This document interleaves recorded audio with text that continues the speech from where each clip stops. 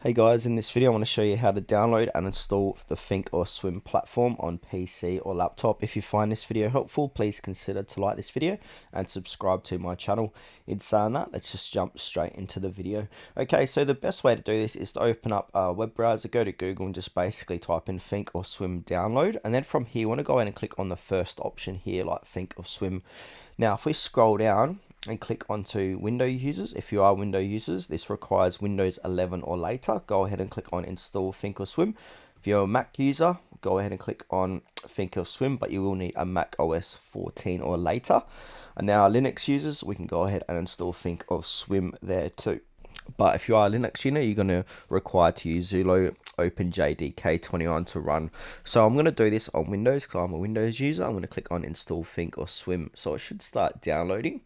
On the top right, here it is here. So it's about 60 megabytes in size. So I'm just going to pause this video and get back to once it's finished. Okay, so once it's finished downloading, go ahead and open it up. Now a little install wizard's going to appear like so. So just let that run through its course. So now it's preparing for the install, which will guide you through the rest of the setup process.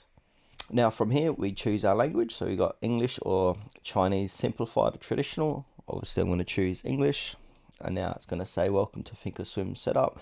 Just basically select. Now depending what type of account you got, if you got a Schwab, select Schwab, or if you got Thinkorswim guest pass, that's what I've got. So I'm just going to choose Thinkorswim guest pass. This is a 30-day trial account. Click next again. I'm going to acknowledge the license agreement.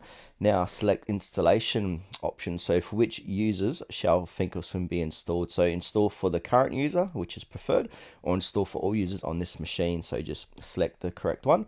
Now we can change where you want the download to be or the installation. So I'm going to keep it like that. And now required disk space is 167 megabytes. So make sure you've got enough room. Now from here, start menu integration. So none, create Thinkorswim group, create Thinkorswim icon, desktop, create desktop icon, create quick launch icon. So I'm just going to leave it as is. Click next. Now, do you wish to do this now? Require administrative rights. So would you like to integrate into Thinkorswim for all users? I'm just going to say no. Click next. And now it's going to go ahead and start the installation process. So you just let that run its course.